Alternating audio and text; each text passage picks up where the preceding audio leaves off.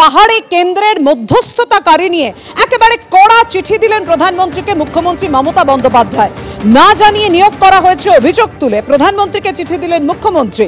অর্থাৎ কেন্দ্র রাজ্য সংঘাত, পাহাড়ে মধ্যস্থতাকারী হিসেবে পঙ্কজ কুমার সিংহকে নিয়োগ কেন্দ্রের কি কারণে এই একতরফা সিদ্ধান্ত, প্রশ্ন তুলে প্রধানমন্ত্রীকে চিঠি দিয়েছেন মুখ্যমন্ত্রী। সাংবিধানিক নীতির সঙ্গে এটা সামঞ্জস্যপূর্ণ নয়।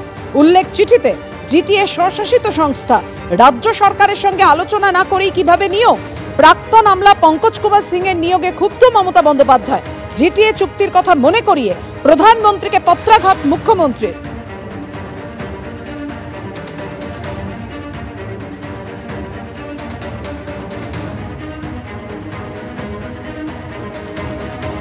পাহাড়ে মধ্যস্থতাকারী হিসেবে পঙ্কজ কুমার সিংহকে নিয়োগ কেন্দ্রের, কিন্তু এই একতরফা সিদ্ধান্ত কেন নিল কেন্দ্র, এই অভিযোগ করে প্রধানমন্ত্রীকে কড়া চিঠি দিয়েছেন মুখ্যমন্ত্রী মমতা বন্দ্যোপাধ্যায়। জিটিএ চুক্তির কথা মনে করিয়ে দিয়েছেন তিনি। আলোচনা না করেই কিভাবে এই নিয়োগ করা হলো।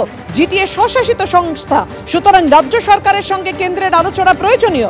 প্রাক্তন আমলা পঙ্কজ কুমার সিংহের নিয়োগে ক্ষুব্ধ মমতা বন্দ্যোপাধ্যায়।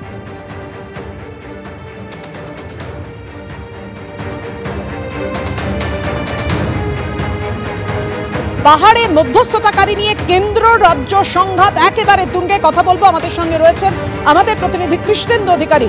কৃষ্ণেন্দু, ঠিক কি অভিযোগ মমতা বন্দ্যোপাধ্যায় করছেন, যে কারণে এই চিঠি তিনি প্রধানমন্ত্রীকে দিলেন? কোথায় হস্তক্ষেপ করেছে কেন্দ্র? দেখো, দার্জিলিং, তরাই এবং ডুয়ার্সের এই সম্পর্কিত বিষয়ে কেন্দ্র একজন মধ্যস্থতাকারী নিয়োগ করেছেন এবং সেই সিদ্ধান্তেরই প্রতিবাদ করেছেন মমতা বন্দ্যোপাধ্যায়।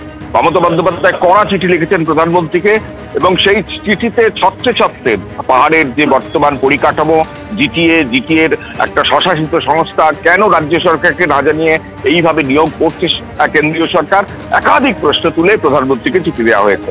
এবং তুমি জানো, কদিন আগেই একটা বড় বিপর্যয় গোটা পাহাড় জুড়ে হয়েছে, দার্জিলিং জুড়ে হয়েছে এবং সেই বিপর্যয়ের ক্ষত এখনো কেটেনি। কিন্তু তার মধ্যেই রাজ্য সরকারের তরফ থেকে মুখ্যমন্ত্রী কড়াভাবে কেন্দ্রীয় সরকারকে প্রতিক্রিয়া জানিয়েছে এবং অভিযোগ জানিয়েছেন, দাবি করেছেন যে অবিলম্বে কেন্দ্র এই সিদ্ধান্ত প্রত্যাহার করুক।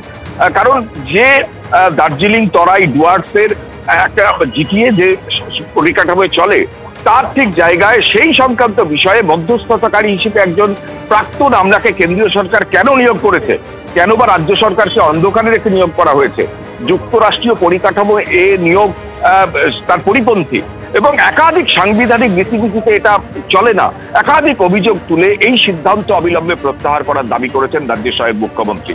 অর্থাৎ যে বিতর্ক কিছুদিন আগেই, এই বিপর্যয় এবং সেই বিপর্যয়ে একজন সাংসদের মার খাওয়া এবং একাধিক বিষয়ে, সেই বিতর্কের দেশ কাটতে না কাটতে সেই পাহাড়ের বিষয়ই এবার সরাসরি কেন্দ্রীয় সরকারের বিরুদ্ধে যুদ্ধ ঘোষণা করেছেন রাজ্যের সরকার এবং মুখ্যমন্ত্রী সরাসরি প্রধানমন্ত্রীকে একদিকে যেমন অনুরোধ করেছেন, পাশাপাশি দাবি করেছেন যেভাবে কেন্দ্রীয় সরকার এই সিদ্ধান্ত নিয়েছে সেটা রাজ্য সরকারকে না জানিয়ে একতরফাভাবে গোটা বিষয়টা যুক্তরাষ্ট্রীয় কাঠামোর যেমন পরিপন্থী, তেমনি এই সিদ্ধান্ত কি করে কার্যকর করে কেন্দ্রীয় সরকার। কারণ সেখানে জিটিএ আছে, জিটিএ একটা স্বশাসিত সংস্থা, সেখানে রাজ্য সরকারের একটা এখতিয়ার আছে, সব মিলিয়ে এবং সেখানেও কেন্দ্রের প্রতিনিধির সামনেই গোটা বিষয়টা হয়েছে। এবং এতদিন পর কেন্দ্রের একজন প্রতিনিধি কেন মধ্যস্থতাকারী হিসেবে পাহাড়ের তরাই, দার্জিলিং বা ডুয়ার্স অঞ্চলের সমস্ত কিছু বিষয়ে আলোচনা করবে বা মধ্যস্থতাকারী হিসেবে অবতীর্ণ হবে বা কেন্দ্রকে রিপোর্ট দেবে। অর্থাৎ এটা কেন্দ্রের এখতিয়ার বিরোধী। রাজ্যের গণতান্ত্রিক এই যুক্তরাষ্ট্রীয় যে কাঠামো, তাকে আড়াল করে কার্যত কেন্দ্রীয় সরকার এই সিদ্ধান্ত চাপিয়ে দিচ্ছে, সেই সিদ্ধান্ত প্রত্যাহার করতে হবে। অনুরোধ করেছেন যেমনি প্রধানমন্ত্রী একাধিক বিষয় পাহাড়ের উল্লেখ করে, বর্তমান পরিকাঠামো, বর্তমান যে পাহাড়ের অ্যাডমিনিস্ট্রেশনের গঠনতন্ত্র উল্লেখ করে প্রধানমন্ত্রীকে অবিলম্বে সিদ্ধান্ত প্রত্যাহার করার দাবিও জানিয়েছেন।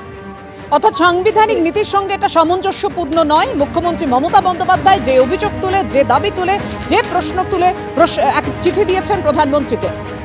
রাহুল সিনহা তিনি কি বলেছেন? পাহাড়ের ক্ষেত্রে বিশেষভাবেই এটা কেন্দ্রীয় সরকার করতে পারে।